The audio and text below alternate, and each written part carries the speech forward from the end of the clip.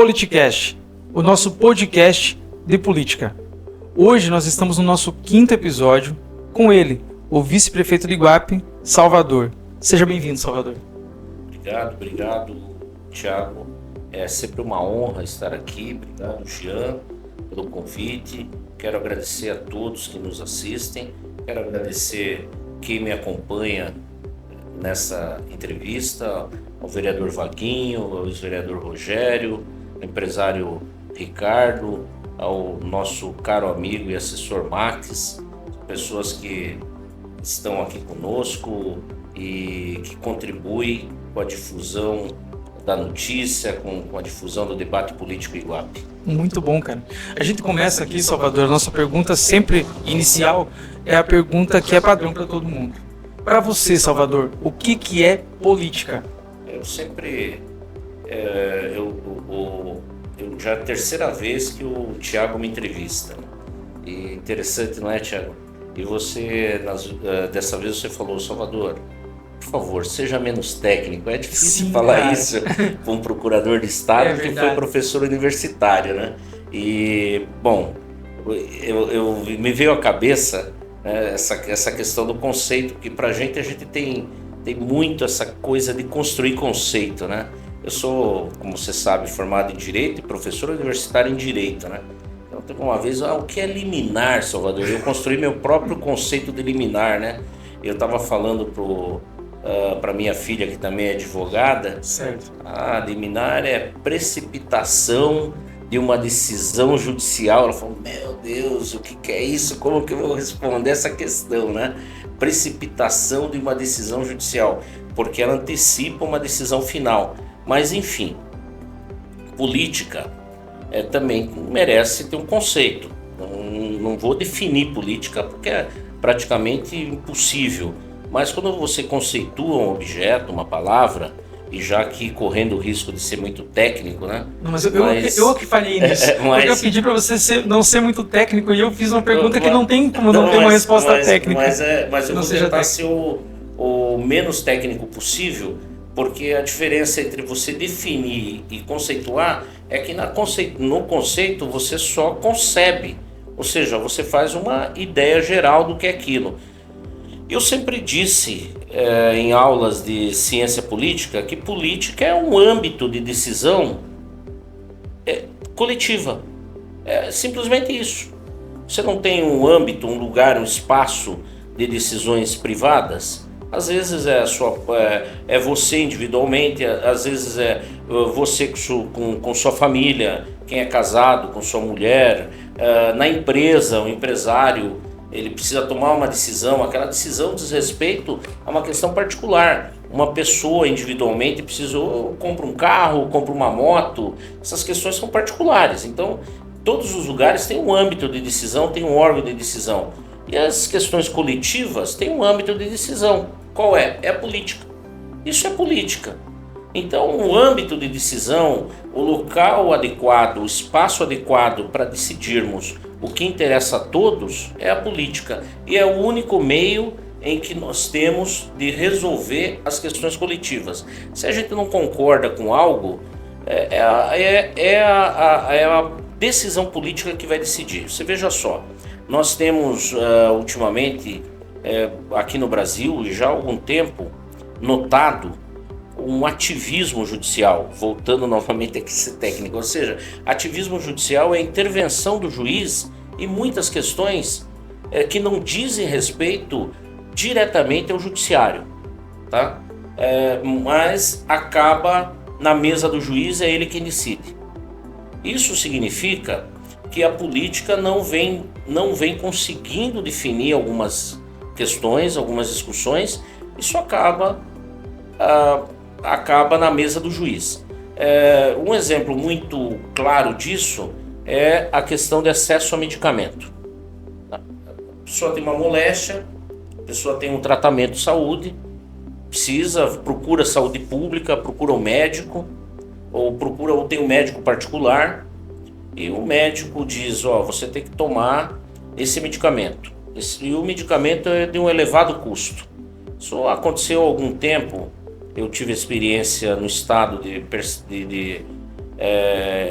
de acompanhar as vítimas de psoríase, né? As vítimas de psoríase, há um tempo atrás, a medicina começou a entender que elas precisavam tomar um medicamento que era um medicamento voltado para artrite reumatoide. Era uma ampola, era injetável, mas a ampola, 20, 30 mil reais. Tinha que tomar uma ampola mês. Você imagine, Rogério, quem que vai ter acesso, quem que vai conseguir tomar uma ampola de medicamento nesse valor? E o SUS, isso as pessoas, às vezes as pessoas não entendem, mas o SUS é o maior plano de saúde do mundo. Sim. Porque não é como um plano privado de saúde. O plano privado de saúde oferta, por vezes, apenas a consulta no ambulatório. O SUS não. O SUS oferta consulta, oferta medicamento gratuito. E o SUS, como o nome já diz, ele é unificado. Por ele ser unificado, um dos princípios do SUS é a universalidade. Ou seja, para o SUS não existe nem pobre nem rico.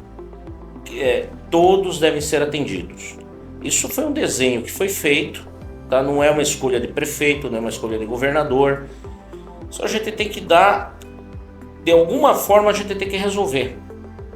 E o judiciário e o executivo e o legislativo não estavam resolvendo a contento essa questão. E como a pessoa não tinha acesso àquele medicamento, a pessoa provocava o judiciário e o judiciário decidia. Isso foi crescendo, no começo foi ideal, mas você vai dando muito poder a um poder.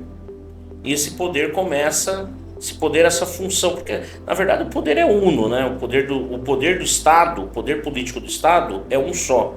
Ele é dividido em 3 funções: executivo, legislativo e judiciário. E você começa a empoderar muito a função jurisdicional, o judiciário. Tanto você não pode empoderar nenhuma nem outra, por isso que tem que ter um equilíbrio. Mas em determinado instante, essa questão mesmo da judicialização da saúde, houve um ativismo tão grande que surgiu lá em São Carlos um cientista, falecido já, que ele propagou que havia descoberto uma pílula que curava o câncer. As pessoas começaram a ter acesso a esse medicamento por meio do judiciário. E nós tínhamos no Estado fundamento suficiente para dizer que aquela pílula era ineficaz. Eu lembro desse estudo. Tá? E aquilo foi um custo público, um gasto imenso. E o judiciário, mas a gente era obrigado a fornecer, porque liminarmente aquela precipitação da decisão, é uma decisão precipitada, é uma decisão sem analisar. Mas aquela decisão vinha com conteúdo de multa, né? O Estado forneça sob pena de multa diária. Então você não tinha muita escolha, você fornecia aquela pílula, mas o juiz falava, não, mas o cidadão já está mesmo em câncer terminal, é uma tentativa, mas as coisas não funcionam bem assim. E foi um custo, foi lamentável o que aconteceu, e foi um dos erros aí do ativismo judicial, mas você veja só. Por quê? Porque a política não funcionou, tá? E isso começou a acontecer há um tempo atrás eu debatendo esse assunto com alguns médicos que têm um conhecimento mais aprofundado, a diretora do Hospital das Clínicas me disse o seguinte, que ela combinou com o Ministério Público sempre a possibilidade, quando houvesse alguma prescrição médica que fugisse do protocolo, isso passaria por uma comissão, a comissão analisa e depois, com base nos subsídios dessa comissão, o juiz decide. Você veja só, isso é política. Sim. Por que isso é decisão política? E não tem nada a ver com o que nós entendemos aqui por política, de vereador, de prefeito, uma decisão de médicos com o Ministério Público, da gente do Estado. Mas por quê? Porque é relevante para o Estado, é uma forma de gastar racionalmente o recurso do Estado. Porque a administração pública, Tiago, e na vez passada eu sempre gosto de enfatizar isso para você, administrar é gerência de recurso alheio. E quando você faz gestão de coisa alheia, é a coisa mais preocupante que existe, né? Você tem que tomar cuidado redobrado. Uma coisa é quando você faz gestão de recurso próprio, tá? Se faz gestão de recurso próprio, vamos supor, você tem lá um ativo, você tem algum dinheiro para receber e você quer antecipar. É o que se faz muito aí, né? Com antecipação, às vezes, de imposto de renda, de restituição de imposto de renda. O servidor faz muito antecipação de recebíveis, de 13º. Quando você antecipa, você renuncia, você paga juros, mas é recurso seu. Sim. Você faz o que você quiser. Você quer vender um carro abaixo do preço, você faz, o que é seu patrimônio.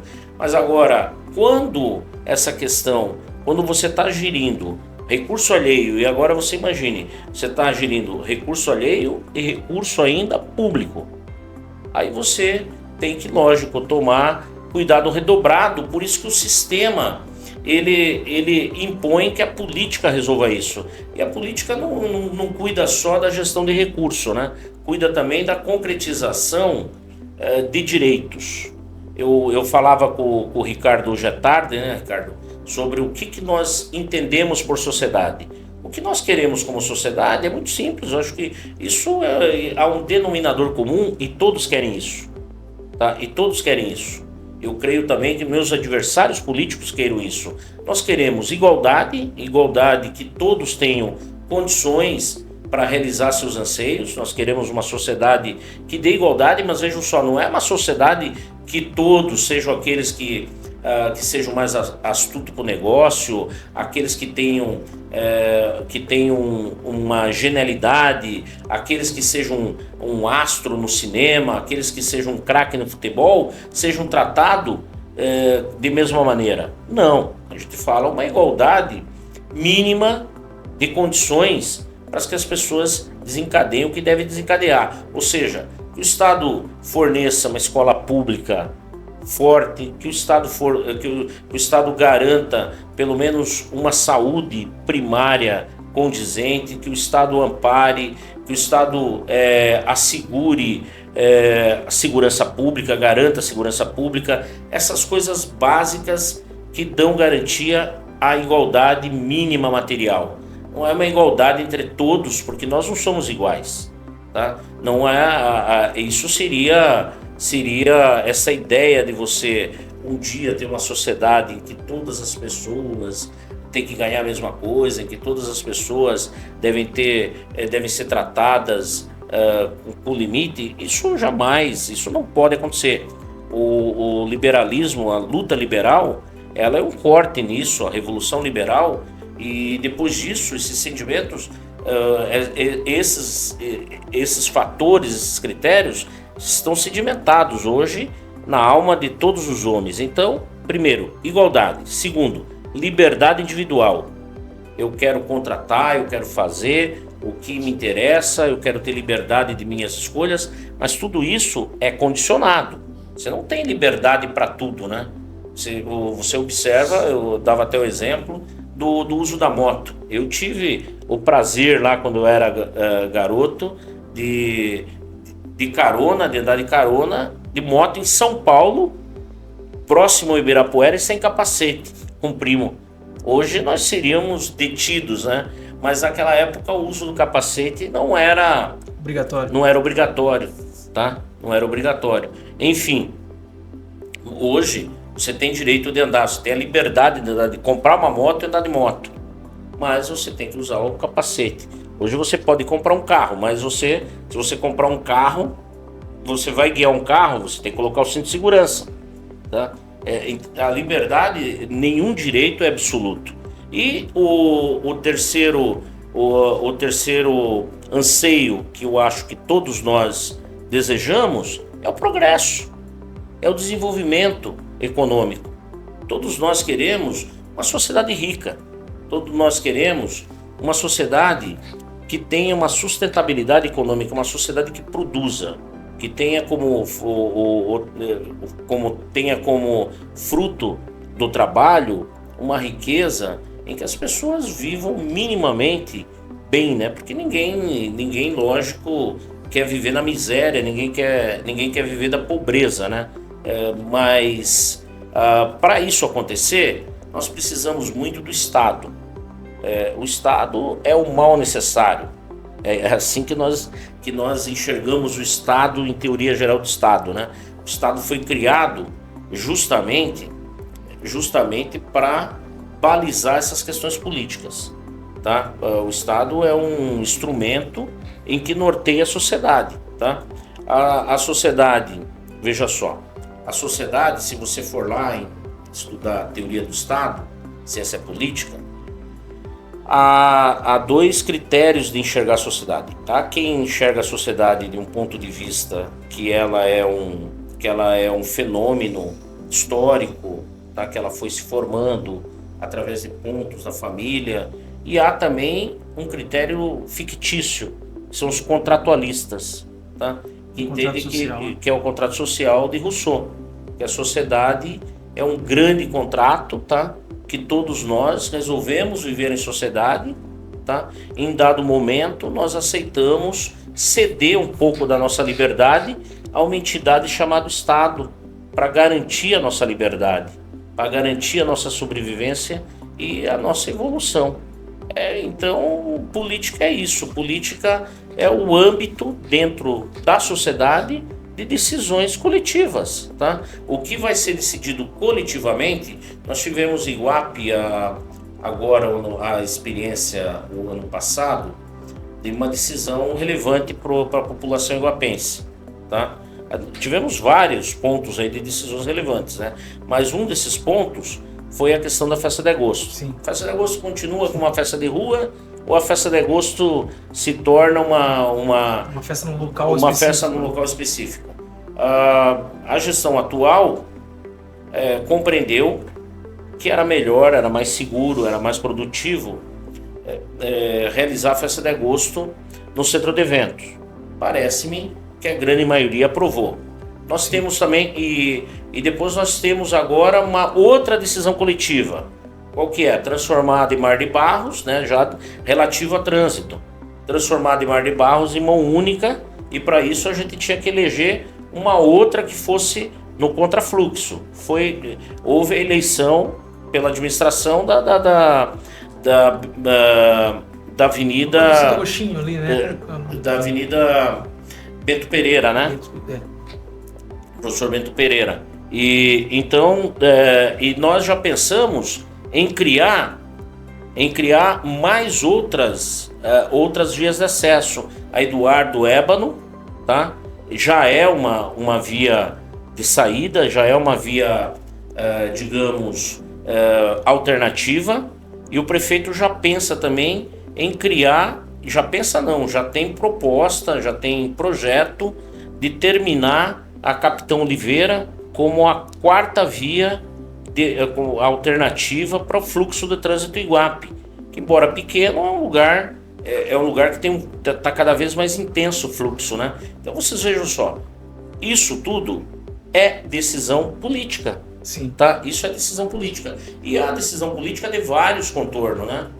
Nós vamos continuar com determinado o carnaval em determinado modelo, e o ideal é que essas decisões políticas sejam adotadas, essas decisões sejam proferidas por pessoas que tenham condição de proferir essa decisão e de uma forma cada vez mais isenta e mais desinteressada, pensando realmente no público, né? Pensando no povo, porque todas as vezes em que determinada sociedade, em determinado tempo, foi guiado politicamente por grupos interesseiros e que tinham interesse pessoal como mira e não interesse público, essa sociedade atrasou. Veja só, Tiago, eu não acredito na teoria de um filósofo chamado Hegel, né? Hegel dizia assim: que sempre nós estamos em evolução. Nós vamos de um ponto A para um ponto B, sempre. A história da humanidade é esse caminhar de um ponto A para um ponto B. E sempre quando nós saímos do ponto A e vamos para o ponto B, nós evoluímos. Mas isso não é assim. Não é assim. Você veja só, o Brasil, provavelmente todo mundo fala, eu não vivi, mas todo mundo que os livros dizem, e quem viveu diz isso, que o Brasil de Juscelino Kubitschek foi o Brasil dos sonhos. Até as minisséries que são produzidas são os anos dourados, foram os anos que nós tivemos grande progresso.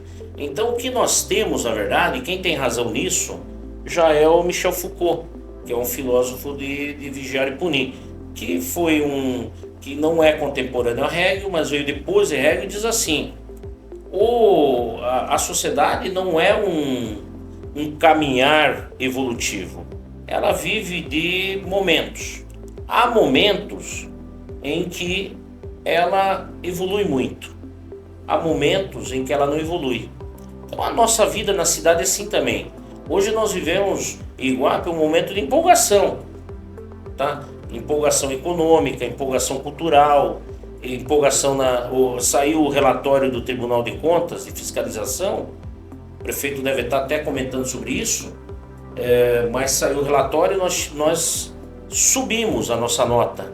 O índice pelo Tribunal de Contas subiu, já fomos para a nota B, ou seja, já estamos, nota A é coisa rara, deve ter uma ou outra cidade que tem nota A, porque há muito rigor no Tribunal de Contas. Mas eu acredito que a gente possa chegar num B+, né? A gente possa chegar num B+.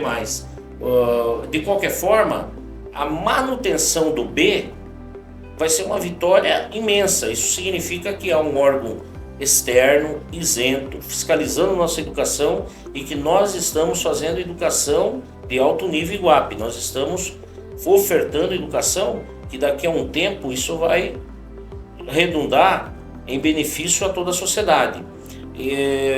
Portanto, você veja só, é um momento histórico favorável. Isso não significa que daqui a alguns anos nós vamos evoluir ainda para mais, porque como diz o Cortella, né? Nem sempre você evolui pro bem, né? Tanto é que de vez em quando o médico fala evoluiu para a morte, né? Então é algo assim. Mas só que a política, o que importa a política nisso? A política importa porque sempre quando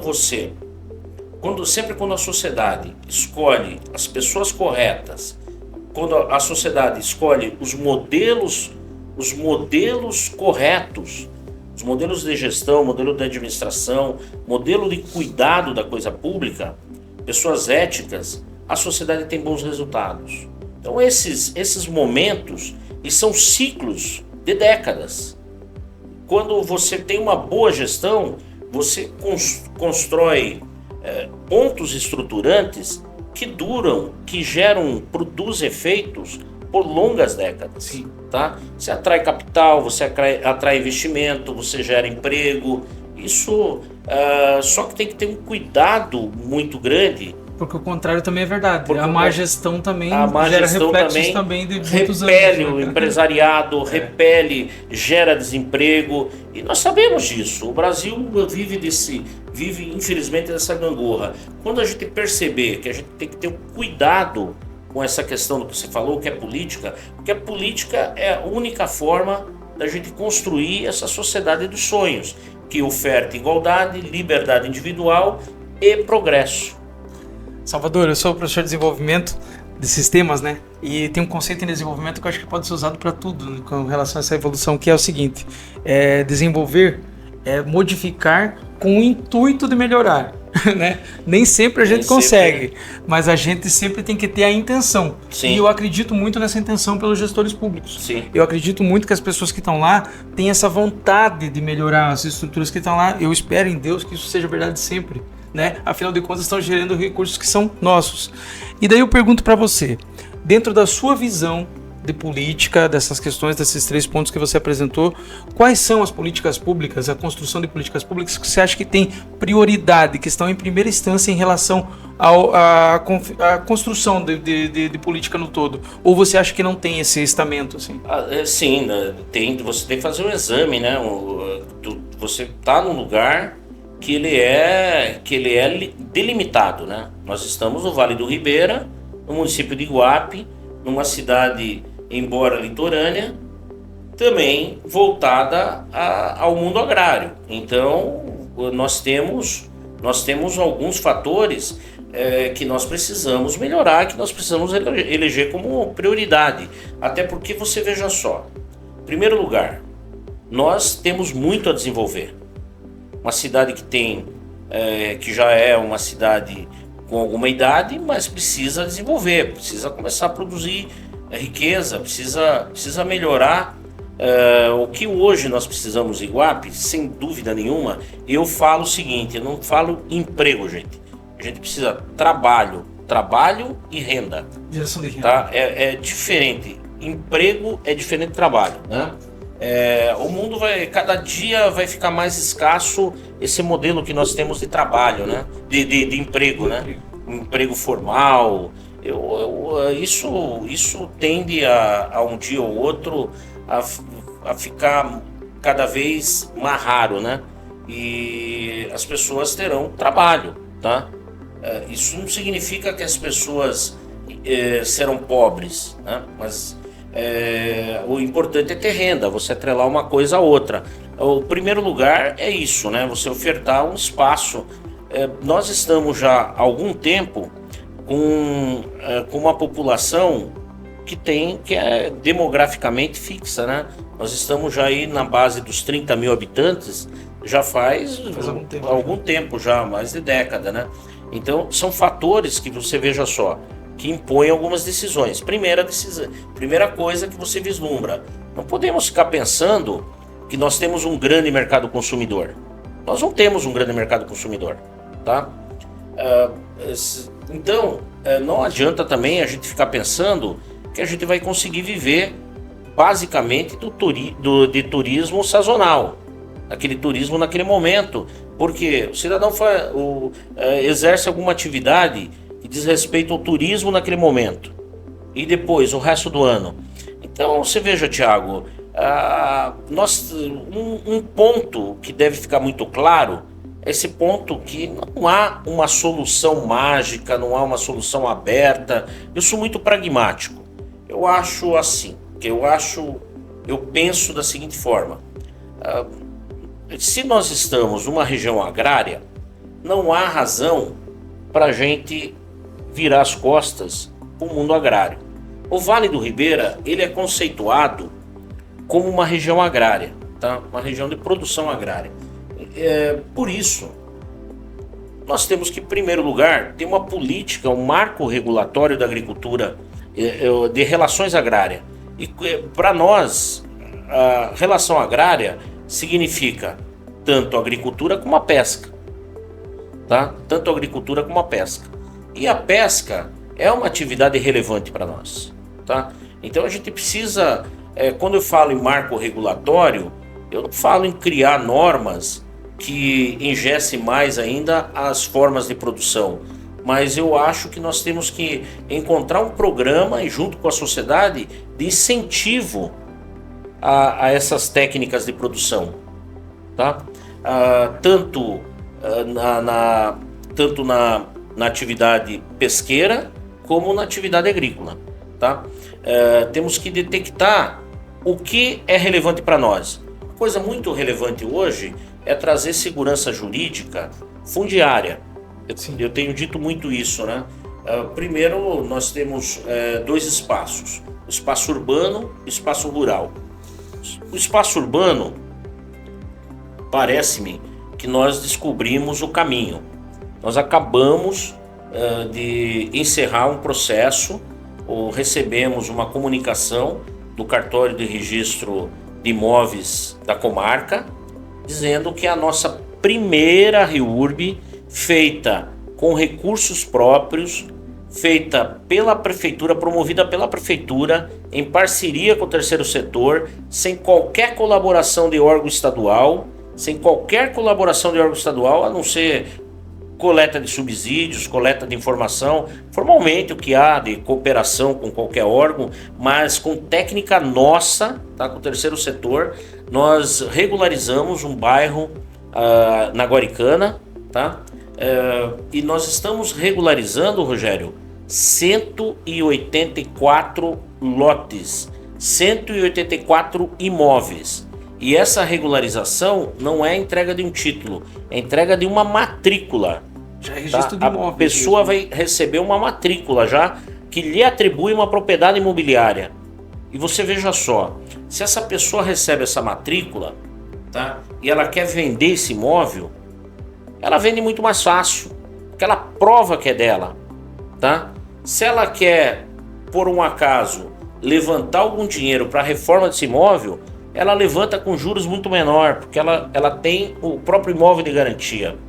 Se ela quer, por acaso, promover um outro negócio e quer emprestar um dinheiro no sistema financeiro e usar esse imóvel, ela consegue comprovar. Então isso destrava outras tantas relações negociais que a economia começa a caminhar. Enfim, nós começamos a ter um pouco de economia no município. Você veja só, e nós fizemos isso em 2 anos. 2 anos, tá? Ao passo que órgãos estaduais, programas estaduais na cidade estão há 10, 12, 13 anos tentando fazer regularização fundiária e às vezes é descontinuado. Não por conta dos funcionários que compõem o órgão, mas por conta de descontinuidade mesmo da política estadual, porque o governo do estado está muito longe da pessoa afetada. Você vai reclamar para quem? Você vai reclamar começa lá uma regularização fundiária do bairro tal. Aí ela para. Você vai reclamar para quem? Você vai reclamar para o vereador Vaguinho, ele vai ter que pegar essa sua reclamação, levar para o prefeito vai falar para ele: ó, Vaguinho, isso daí quem está levando a cabo, quem tá executando isso é um órgão estadual, eu não tenho gerência lá. O Vaguinho tem que pegar a viatura da Câmara, marcar uma reunião com o superintendente do órgão, ir lá falar com ele vai falar: não, mas isso daí é um problema orçamentário nosso, é muito maior, isso, aquilo. Você vê que as coisas complicam quando sai do âmbito municipal. Já no âmbito municipal, a gente resolve muito mais rápido. Então, por isso nós trouxemos a regularização fundiária para o âmbito do município. Fizemos a primeira com uma experiência, foi uma experiência exitosa, pretendemos agora dinamizar isso. Agora você imagine só, você conseguir regularizar a Barra do Ribeira, tá? Imagine a dinâmica de negócio que você traz para o loteamento, porque esse modelo de regularização pela REURB, que é por meio da lei 13.465, tá? De 2017, esse modelo de regularização, Rogério, não é um modelo apenas de titulação, de posse ou de reconhecimento de posse. É um modelo que você consolida o loteamento, que você faz uma perspectiva de execução de um projeto de loteamento, de parcelamento do solo urbano. Então ele envolve o arruamento, ele envolve quais as perspectivas que aquele bairro vai tomar. Isso é feito junto com a população que ocupa aquele bairro e com a população que consolidou-se naquele espaço público. Isso é democracia participativa na veia, né? Tá? Note que se a gente conseguir regularizar tantos e quantos bairros, tá? Com uma visão, veja só, eu saio daquela visão de que eu preciso titular, não é só uma questão habitacional. Eu saio, o importante da REURB é que não é assim, eu vou titular apenas para pessoa de baixa renda. Não, a questão da REURB é universal. Porque você veja só, a gente tem que começar a pensar, a fazer política com outro olho, tá? Porque todos têm um significado na sociedade. Aquele que detém riqueza tem, uma funcionalidade muito importante. Ele que promove o desenvolvimento da sociedade. Aquele que detém a força do trabalho é ele que, em cooperação com quem detém o capital, também consegue promover o desenvolvimento da sociedade. Por isso que quando foi feito o projeto aqui no Porto, é de causar estranheza, projeto de regularização no Porto. Há determinados imóveis nós não regularizamos. Mas por que não regulariza? Porque foge o padrão, porque a família recebe porque a família que ocupa aquele lugar tem uma renda maior do que o padrão. Como que você vai regularizar um bairro, Ricardo? Você regulariza 5 imóveis e 15 imóveis numa quadra e 10 você deixa irregular. Ou seja, você não fez nada. Tá? A diferença dessa política nossa de REURB, com base na lei federal, é que nós organizamos o bairro de forma universal. Tá? A gente tira qualquer tipo de problema registrário sobre aquele bairro. Tá? E outra coisa, nós ofertamos à comunidade um projeto de loteamento construído com ela para ser concretizado, não por esse governo, quiçá por esse governo, mas como um projeto público, que se esse governo não conseguir, o outro que entrar, ele tem uma data, porque quando você entrega em cartório, por exemplo, esse bairro da Guaricana, que nós entregamos o loteamento, tá? Nós entregamos o projeto de loteamento, existe lá um compromisso da Prefeitura de Iguape, que a infraestrutura do bairro, infraestrutura pública, pavimentação, colocação de guia, tá? Escoamento de água, tudo isso será feito em determinado tempo, será executado naquele tempo. E a prefeitura vai ter que cumprir com isso. Então é um compromisso também de melhoria isso vai completamente ao encontro do que você falou, porque a questão assim, essa eficácia de propriedade, que é muito mais do que a posse virtual, podemos dizer assim, do imóvel, ela também gera renda. Tá? Assim, as pessoas não veem isso como emprego, é aquela questão, mas acaba tendo uma valorização dos imóveis e, portanto, gera renda para o próprio local, né? Sim, exatamente. E gera segurança, porque então a primeira coisa, eu acho que isso é uma política prioritária para Iguape. A questão da regularização fundiária, seja urbana, essa que nós já temos, e agora nós estamos tentando ver como que a gente consegue intervir na regularização rural, tá? Intervir de uma forma, impulsionar ainda mais a regularização dos imóveis rurais, que estão dentro do território de Iguape. Por que isso é algo no nosso horizonte como uma prioridade? Porque a riqueza de um país, isso todos que estudam registro público sabem, 75% é a riqueza imobiliária. Como que você vai ter um lugar rico, tá? Um lugar próspero, se não tem segurança nas relações imobiliárias? Então as relações imobiliárias é o ponto de partida. Tá? O nosso modelo de registro público é o modelo alemão. Cada imóvel tem que ter um registro. E a gente vai atribuir esse registro a cada imóvel. A ideia é essa, pelo menos nós temos que tornar isso uma política pública, de fomentar esse tipo de medida, tá? A adoção dessa medida para que as relações negociais comecem a se intensificar. Tá? À medida que isso se intensificar, o mercado tem suas forças próprias. Tá? Você regulamentando tudo, o próprio mercado ele encontra um ponto de preço até menor, porque hoje, por que é caro o imóvel Iguape? Porque é raro você encontrar um imóvel regular. Tá? Mas eu não posso baixar a fórceps o preço, mas eu posso adotar medidas em que o mercado vai se comportar de outra forma, e aí como vai equacionar, você vai ter bastante oferta você vai ter mais oferta de imóvel, o mercado encontra aquele ponto da oferta e da procura, que é a lei básica do mercado, e isso se torna um ponto em que as pessoas terão acesso terão acesso a bens imóveis. Vocês vejam só, isso é direito privado na veia, isso é negócio privado na veia. Isso porque eu sou comunista, que falam, me atribuem essa peça de comunista, tá? Mas eu acredito nessa definição, tá? Nessa equação. E no que o município, no que o Estado, em que medida a União pode ajudar? Nisso, acertando as estruturas não atrapalhando. O que nós estamos atrapalhando?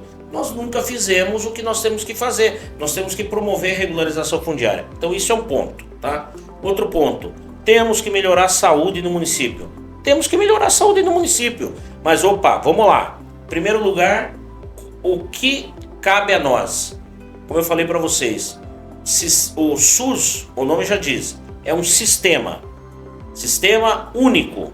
É um sistema único, só tem ele, de saúde. Então tudo está no SUS, tá? Tudo que é de saúde pública está no SUS. O conceito é esse. O SUS é um sistema único de saúde e o sistema privado de saúde é complementar.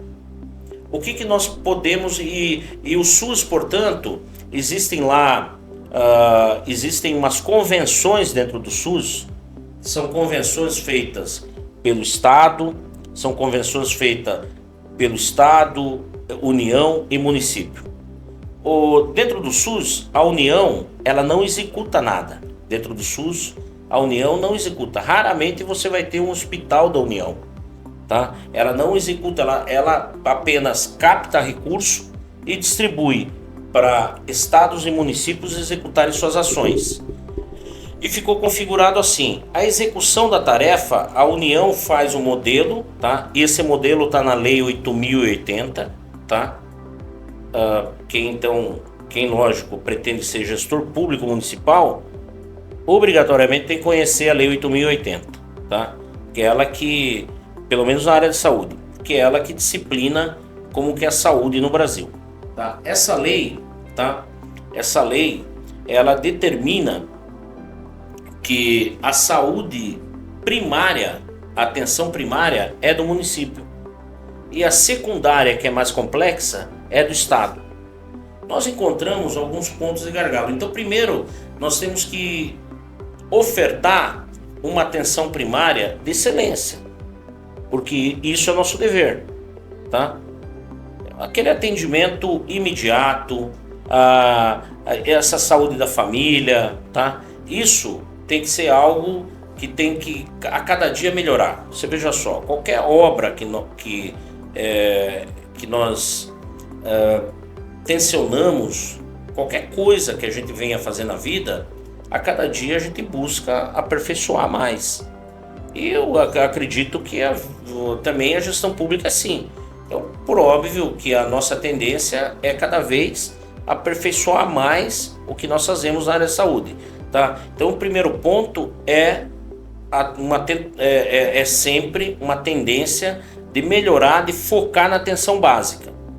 Mas há um problema muito sério, tá? Que às vezes o paciente, a porta de entrada do paciente no SUS é sempre o município.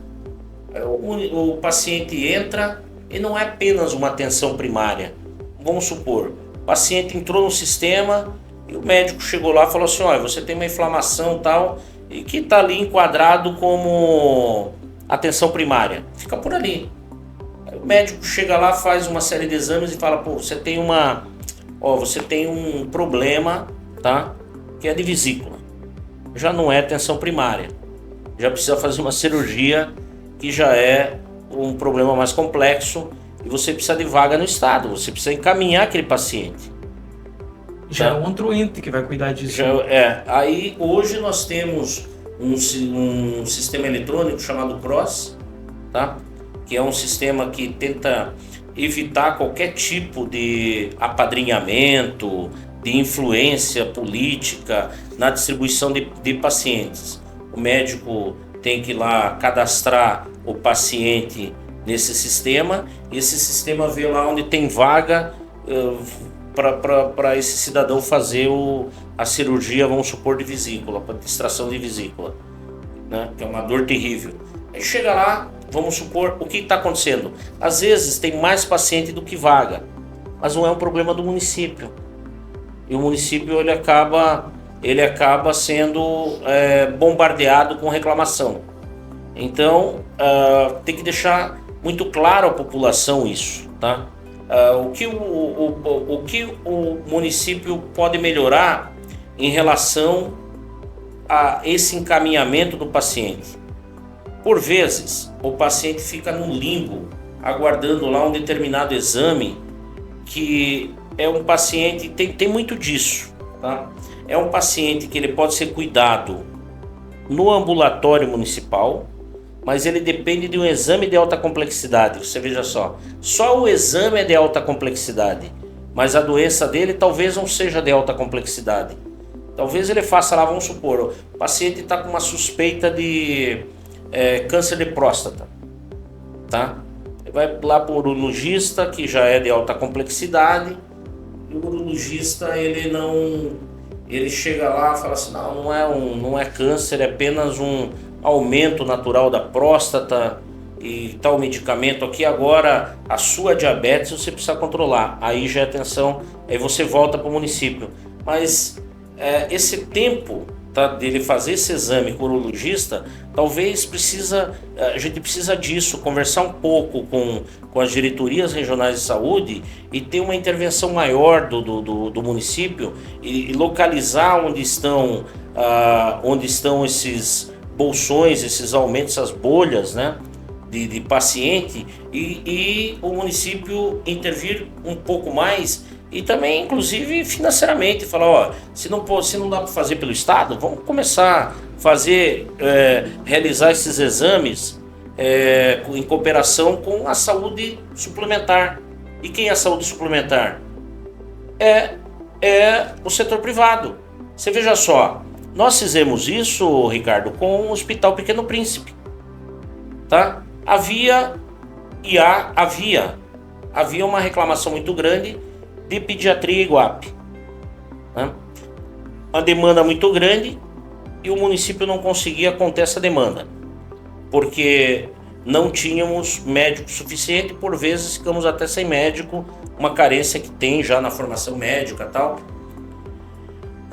Fizemos agora contratamos o Pequeno Príncipe, já vai para ano e meio já de contratação, e eles fazem medicina virtual. Vocês vejam só, um hospital, um dos melhores hospitais privados do Brasil, se não o melhor na área de pediatria, e as crianças de Iguape têm acesso a esse hospital gratuitamente, sem sair de Iguape, tá? Elas são clinicadas, ainda que à distância, mas num sistema ultramoderno, e esse tipo de intervenção municipal é altamente valioso. Então nós podemos talvez fazer isso na área de cardiologia, nós podemos melhorar algumas coisas utilizando mesmo a telemedicina, utilizando outro tipo de convênio, tá? Então há como tentar fazer algo melhor, mas o começo de tudo realmente é a melhoria do pronto atendimento, é a melhoria da atenção primária, é a melhoria desse fluxo de paciente, é a transparência, que as pessoas tenham uma facilidade de acesso ao sistema. Então isso é natural, mas mesmo que a gente venha melhorar 80%, nós vamos ter reclamações.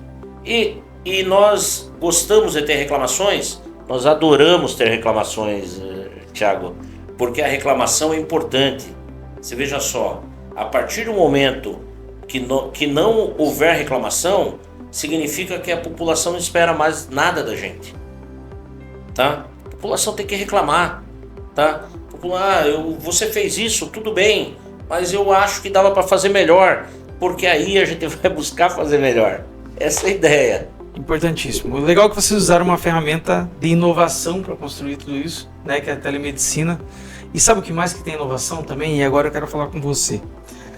Nós do Politicast estamos inovando de uma certa forma. Estamos trazendo para vocês uma ferramenta que é a construção de educação política, certo? Por meio de mostrar quem são as pessoas que promovem a atividade política na região, na cidade. E nós estamos aqui mostrando o que elas pensam, como é que elas vão fazer, o que elas acham da construção política. Então, utilize, você político que gostaria de ter o seu conteúdo expandido para mais gente, que gostaria de ver aquilo que você tem vontade de dizer, não dizer apenas no âmbito privado, mas dizer isso no público, inclusive para todo mundo. Utilize essa ferramenta chamada Politicast. Nós estamos aqui para levar o conteúdo e as coisas que você pensa até a população. Essa é a nossa meta de vida, viu? A gente se encaminha, porque a gente no Politicast deu uma questão de reduzida nos horários, mas eu acho que a gente pode fazer isso muitas outras vezes, Salvador, viu? Claro, sim. O que eu gostaria de saber, ainda para depois a gente já vir para o âmbito da conclusão, quais são os próximos passos? O que você pretende, né, ainda enquanto essa questão da construção da política pública, se vai haver candidatura, como é que vai ser isso? Na verdade, eu tenho 40 anos, quase 40 anos já, né? Vou falar que tenho 40, mas dá aí uns 35 anos de serviço público, tá? Seja como servidor de carreira e agora como agente político, né? Eu sempre fiquei à disposição, foi a minha escolha, e se eu tiver força, se eu tiver saúde, se Deus me ajudar, eu vou ficar sempre à disposição. Eu reconheço sempre que os partidos são células importantíssimas, são os partidos que escolhem as pessoas que são potencialmente tem potencialidade de fazer gestão pública, tem potencialidade de participar da política, seja no legislativo, seja no executivo. Então, no primeiro momento, eu sempre me coloquei à disposição do meu grupo político, do meu partido. Nós temos essa compreensão da vida, de que a administração pública se faz com responsabilidade fiscal, ou seja, gastar o que se ganha, arrecadar bem, racionalizar recurso público. Nós sempre tivemos uma concepção, um conceito, uma ideação de que Iguape pode ter uma ordenação melhor, nós temos que dar uma estrutura melhor, ofertar uma cidade melhor iguapense, uma infraestrutura maior de bairro, e também criar um ambiente político mais saudável, um ambiente político em que a discussão se guiasse realmente por temas relevantes, tá? Por temas relevantes e temas que nós tenhamos sempre ideias e debates girando em torno de temas saudáveis, relevantes e honestos. Não adianta a gente ter sucessivas administrações que ficam um grupo torpedeando o outro, um grupo guerreando com o outro, numa guerra de todos contra todos pelo poder, né? O exercício do poder pelo poder. Isso nos levou no passado a um ambiente de insegurança, um ambiente de pobreza extrema, quase um ambiente de quase destruição do serviço público municipal. Nós conseguimos revitalizar com muito esforço, mercê do trabalho do prefeito Wilson, que foi o nosso grande líder, que foi o nosso grande gestor, muito comprometido, trabalhou cotidianamente, que se comprometeu, que deixou de tirar férias, folga durante todo esse tempo, se fez por brevíssimo tempo. Eu sempre falo para ele, né? Isso olha que interessante, né? Esses dias eu falei para ele, o Supremo, numa discussão que teve lá, o prefeito tem direito às férias ou não? E o Supremo chegou, Thiago, a uma conclusão que o prefeito tem direito à folga, não a férias. E qual a diferença? Férias você tem direito de se desligar. Férias você sai, vai para um balneário e esquece o mundo. Folga não, você tem direito de sair um pouquinho, de estar lá no churrasco, mas ó, fica lá de sobreaviso, hein? Porque se dá uma tempestade na sua cidade, alguma coisa, você tem que estar com o seu celular, seu WhatsApp lá, sempre olhando. Se der algum problema, você tem que estar pronto para tomar decisão, porque você não desliga. Então o Wilson ele foi muito respeitoso com o Iguape. O iguapense deve muito ao Wilson, porque ele trouxe um valor para a política municipal, além desse valor, além dele elevar muito a política municipal de Iguape, o debate político, ele também enalteceu muito a questão da administração pública. Você veja que é uma responsabilidade a sucessão do Wilson. Sim. E o nosso grupo interno entendeu que possivelmente eu serei candidato. Tá? É a escolha também preferida do prefeito, e lógico que eu não posso fugir essa luta. Eu faço lá como os antigos alunos do Largo São Francisco, né? Quando houve a Revolução de 32, eu dobro a folha do livro e vou para a guerra morrer, né? Ou seja, se eu voltar dessa guerra, eu volto a ler o livro na folha que estava dobrada, né? Então eu vou para essa guerra, eu vou para essa batalha no bom sentido.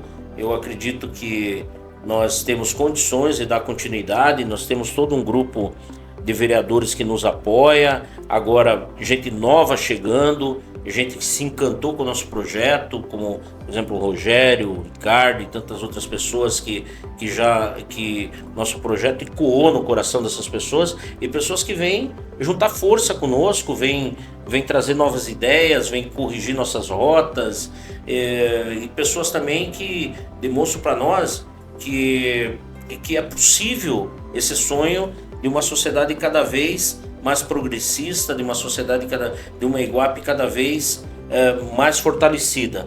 Portanto, veja, hoje o que está no nosso horizonte é a sucessão do Wilson, por óbvio, tá? É a sucessão do Wilson, mas não só isso. Também está no nosso horizonte a manutenção desse debate político em alto nível, e para isso nós precisamos também de um legislativo independente, autônomo, forte, fiscalizador, mas que tenha como mira essa ideia de que nós podemos travar esse debate político dentro do campo político, dentro dessa baliza de respeito entre poder executivo e poder legislativo, tá? Nós conseguimos inclusive manter esse tipo de relacionamento institucional em outras instâncias. Nós o fizemos tanto com o Judiciário, nós o fizemos tanto com o Ministério Público. Quando foi para responder às ações, nós respondemos. Quando foi para deixar de fazer acordo com o Ministério Público e de mostrar o nosso ponto de vista, nós o fizemos, mas sempre com muito respeito, sempre também com uma ideia muito republicana, e pontuando por vezes por que nós entendemos que a nossa razão era a melhor. E lógico, depois que ela sucumbiu, por vezes, às vezes o nosso ponto de vista sucumbiu, nós aceitamos e cumprimos as decisões judiciais, sempre fizemos isso. Você veja só, terminamos agora, o ano que vem, um ciclo de governo sem nenhum escândalo, sem nenhuma apuração, sem nenhuma ação civil pública que venha a nos constranger. Óbvio, existem as ações, nós respondemos um ou outro expediente e assim vamos fazê-lo, mas nós temos as nossas razões. Por vezes o Ministério Público tem em mãos alguns elementos e nós levamos outros elementos que ampliam a visão, e ele entende por que o nosso comportamento é daquela forma. Assim também com o Judiciário. Você veja só, houve uma desapropriação em Iguape, o Wilson gosta muito de falar sobre esse episódio, e já tinha até o trânsito julgado dessa ação. Depois nós tivemos a oportunidade de suscitar numa ação rescisória, numa ação declaratória, desculpa, algumas questões ao judiciário, porque lá no passado, muito antes, nós desapropriamos o imóvel que era nosso mesmo.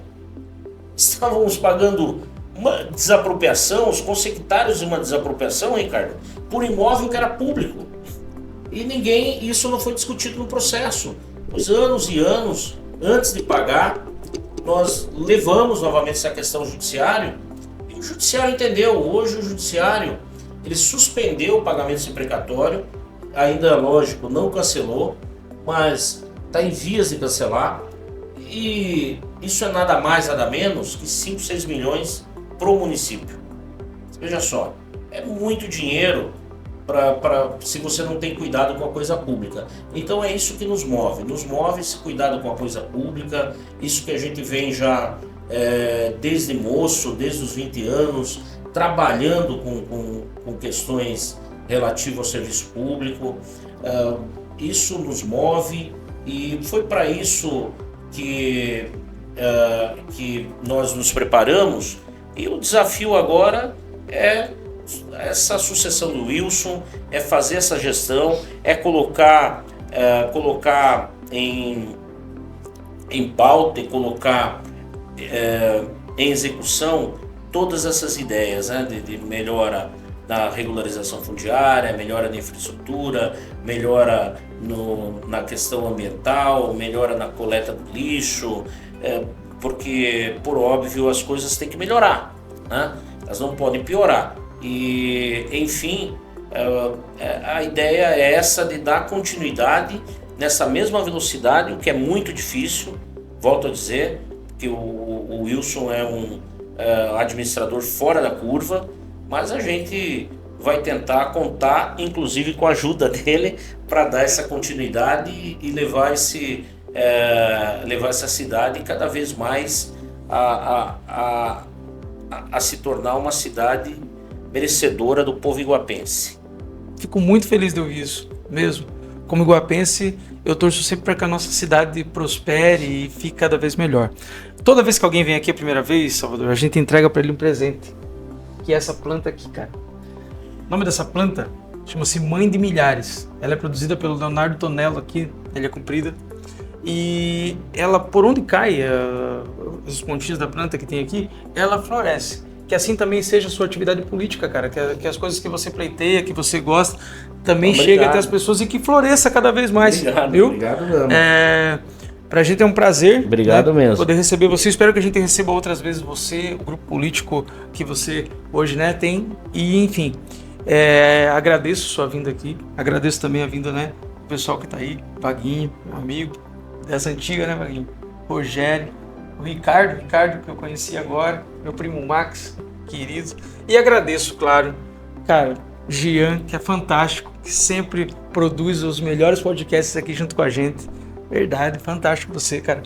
Agradeço ao Hub Bem TV, que nos acolhe, e queria que você dissesse pra gente aí umas últimas palavras e falasse pra galera.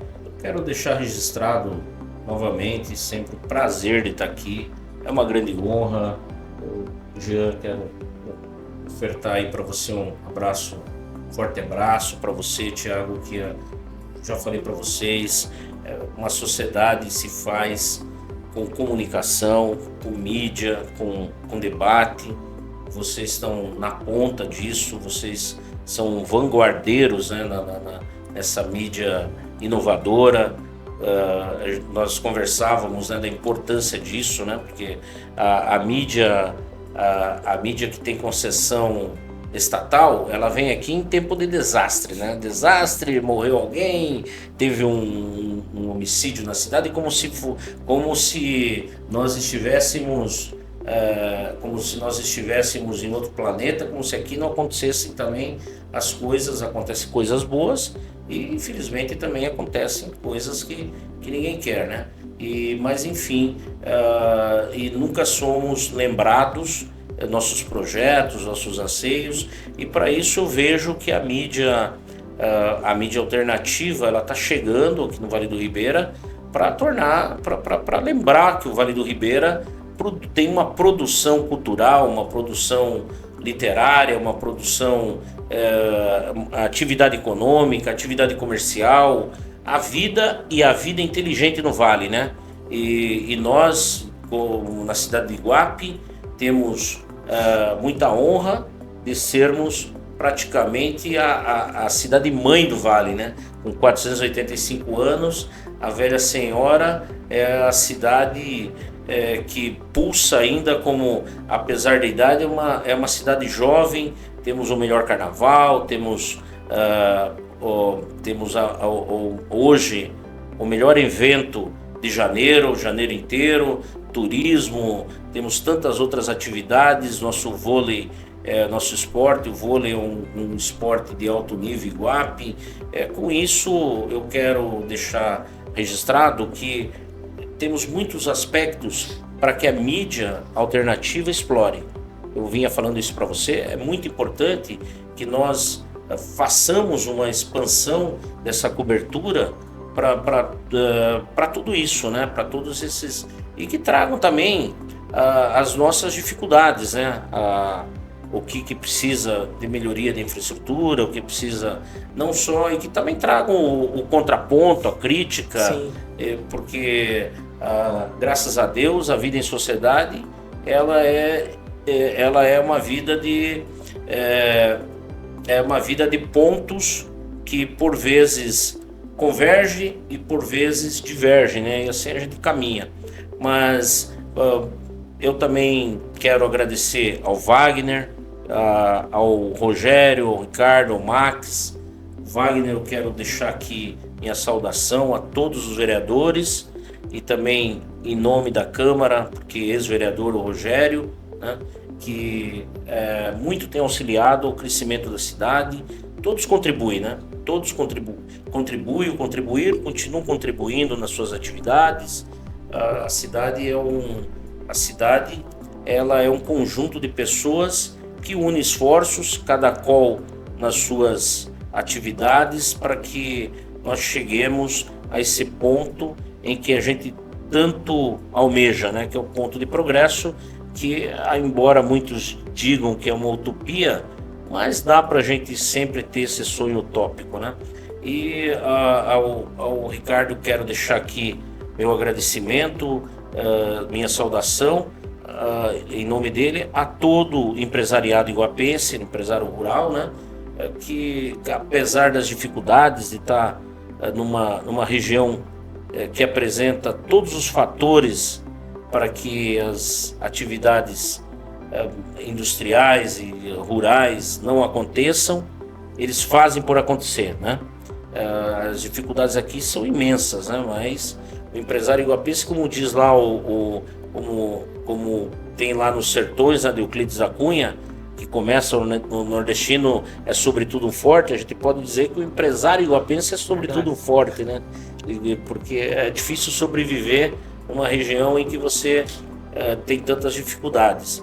E ao Max, eu faço minha saudação aos servidores públicos e também a todos os trabalhadores da nossa cidade.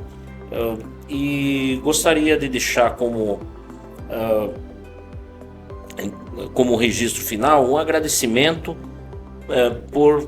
pelo Iguapense, por todos aqueles que me permitiram fazer gestão em Iguape, tá? Até agora eu tive essa honra de poder contribuir, busquei fazer da melhor forma possível, e a ideia é que a gente continue servindo, continue fazendo as coisas até o término dessa gestão, que se consolide, que a gente consiga entregar essa gestão dentro de uma cidade pacificada, como está agora, cheia de paz, porque paz não é só aqui o momento de guerra, né?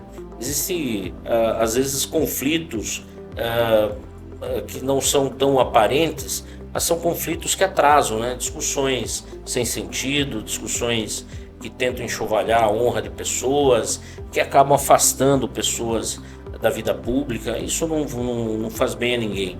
A gente tem que, mesmo quando for criticar, vamos exercer esse direito de crítica dentro de uma baliza de honestidade, de ética, Então eu quero deixar aqui registrado a todos aqueles que nos ajudaram, aqueles que nos criticaram de boa fé, e eu quero agradecer a todos, porque nós tentamos sempre fazer o que foi de melhor e vamos continuar nessa empreitada de tentar entregar ao iguapense serviço público de qualidade, o direito à boa administração pública.